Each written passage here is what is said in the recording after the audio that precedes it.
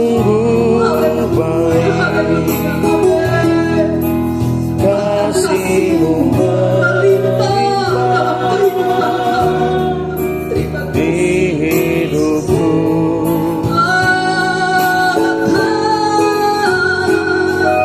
Bapa, ku berterima kasih berkat-Mu hari ini yang Kau sediakan bagiku. Kami mau menaikkan syukur kepada-Mu. Yes, Tuhan. Buat hari yang Kau beri, tak habis-habisnya kasih dan rahmat-Mu. Selalu baru, selalu baru, Yang tak pernah terlambat bertolong-menolong, besar setiamu di sepanjang hidupku. kami mau menaikkan syukur. Haleluya.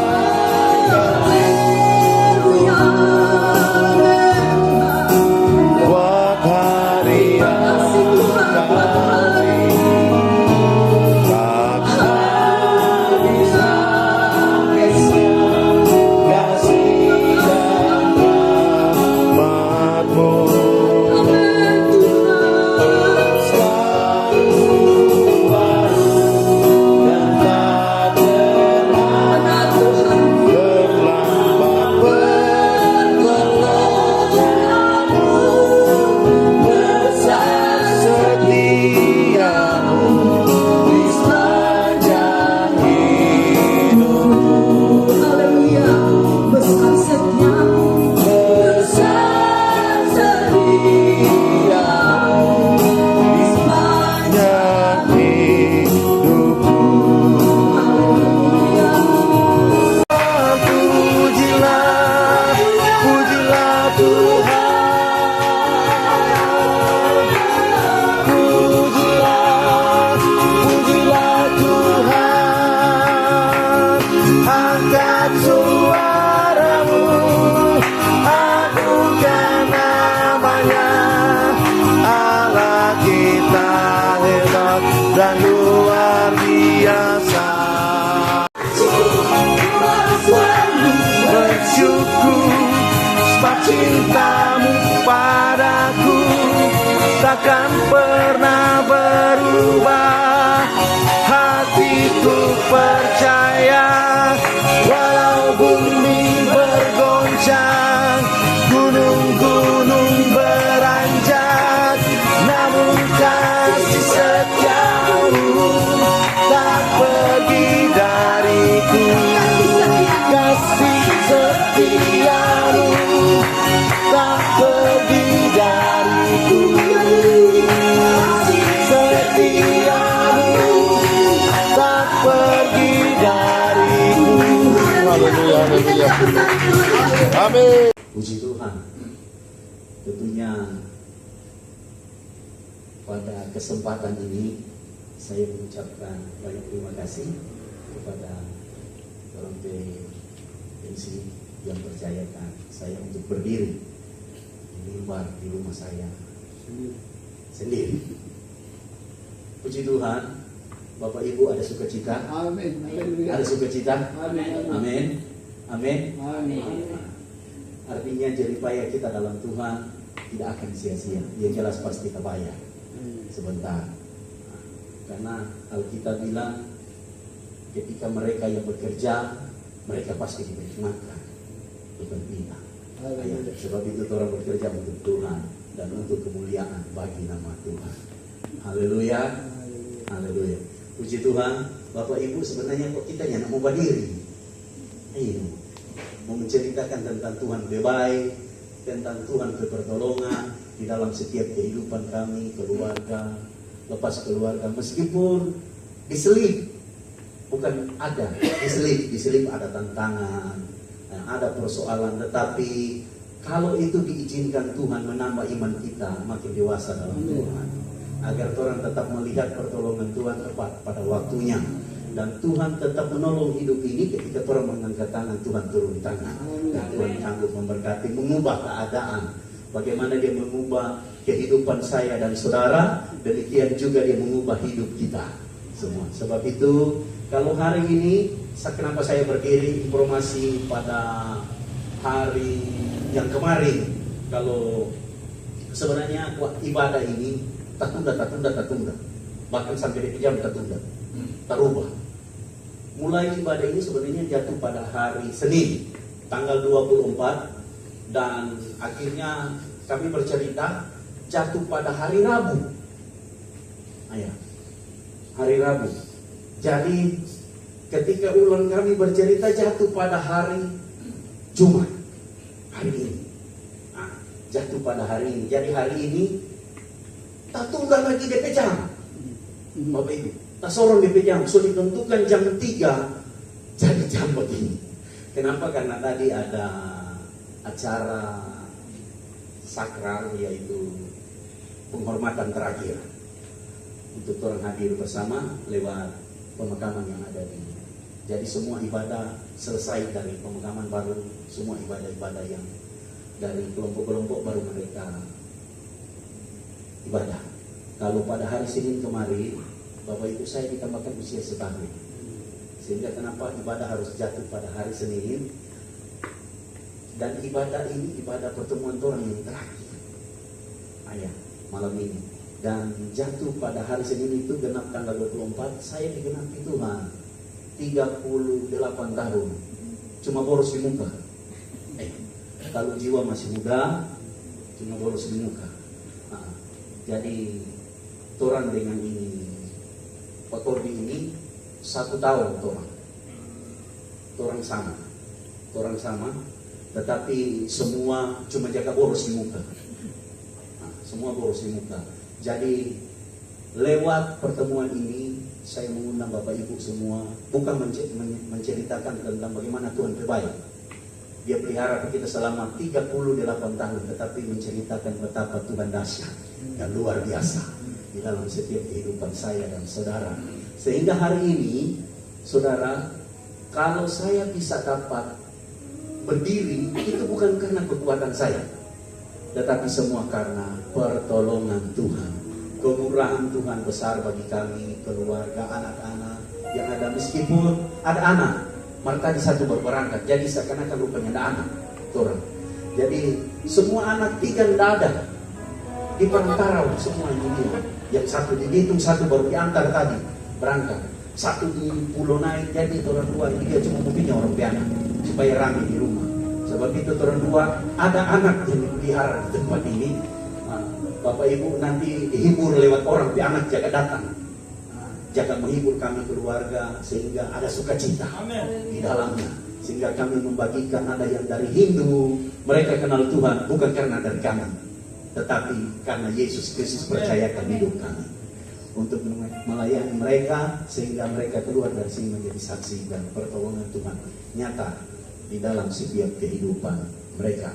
Puji Tuhan, biarlah kesaksian ini memberi kekuatan bagi saya dan saudara yang hadir pada malam hari ini.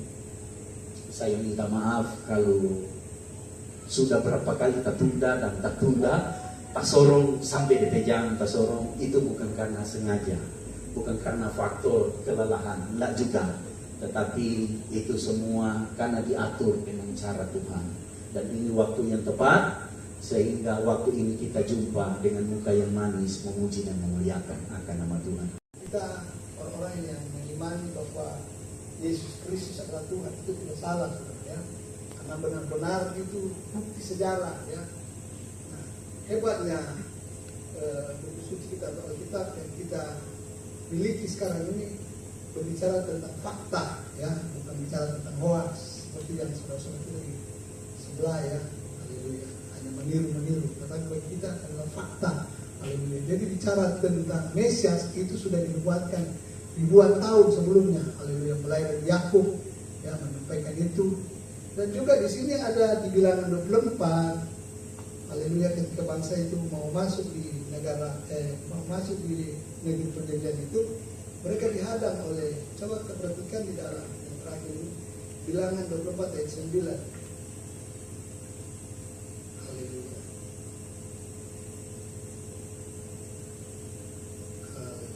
Bilangan 24 ayat 9.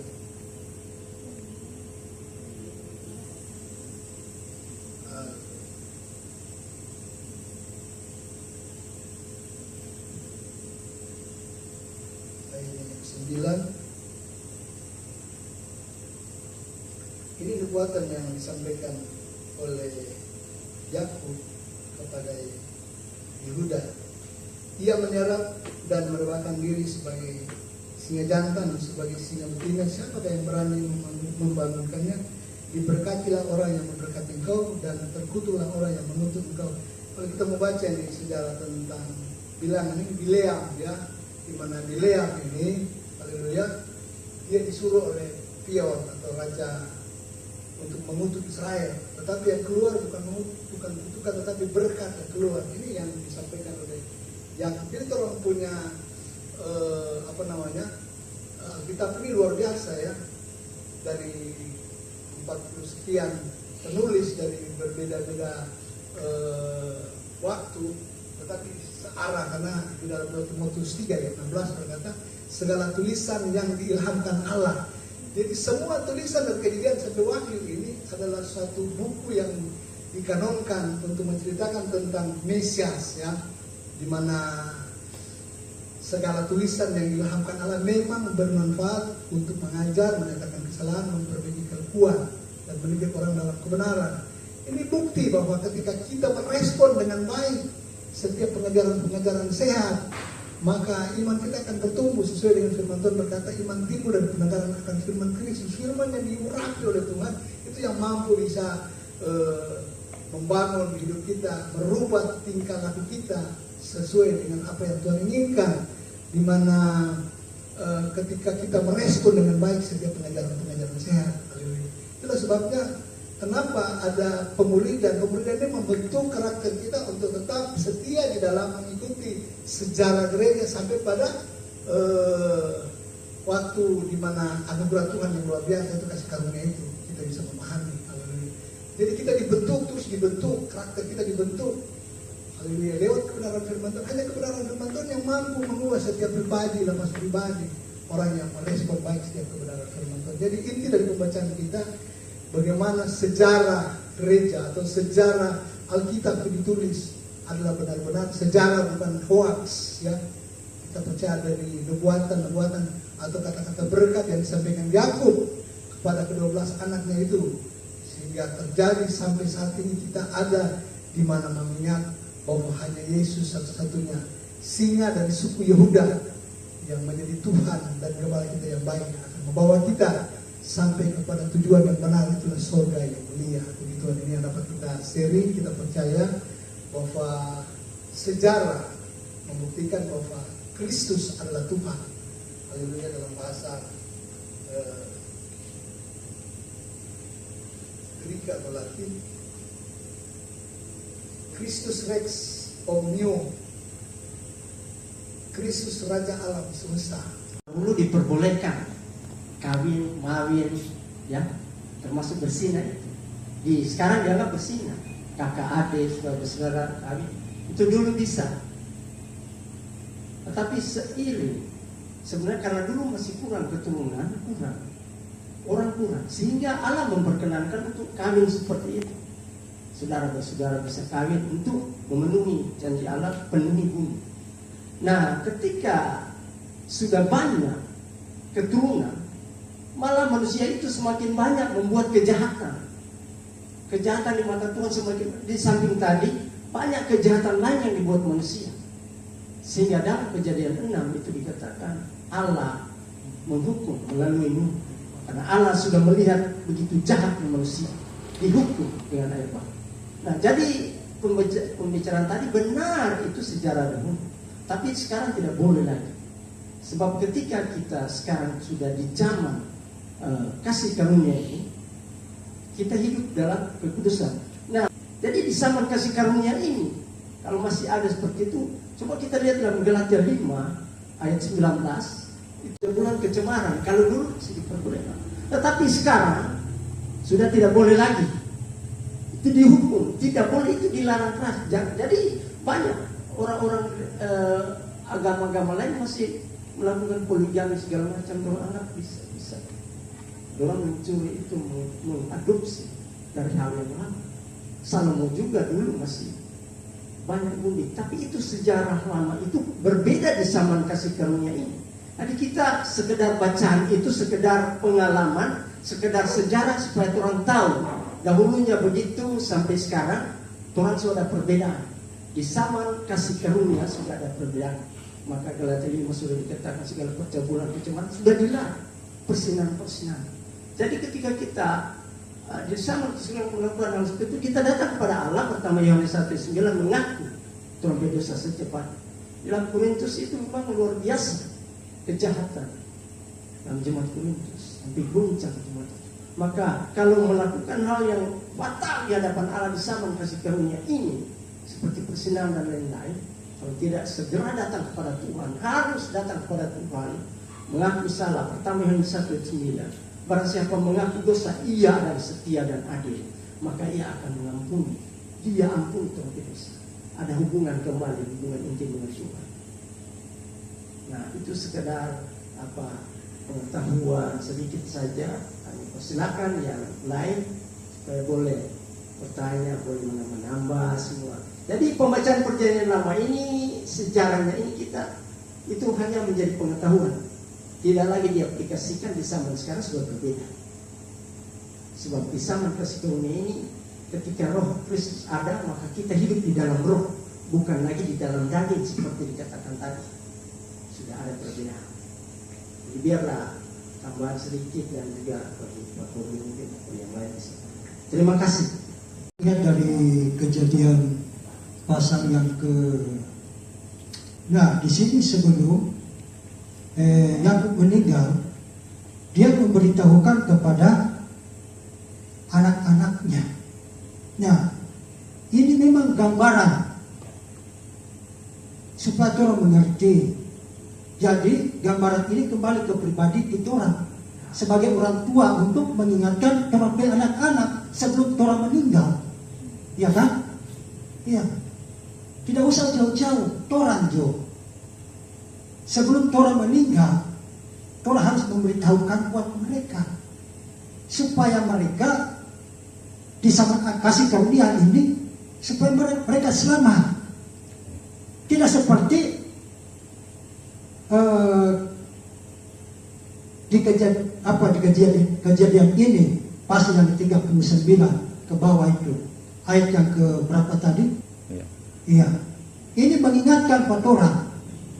Iya, supaya orang berhati-hati sebagai orang tua, jangan orang membiarkan anak-anak kita sebelum orang meninggal.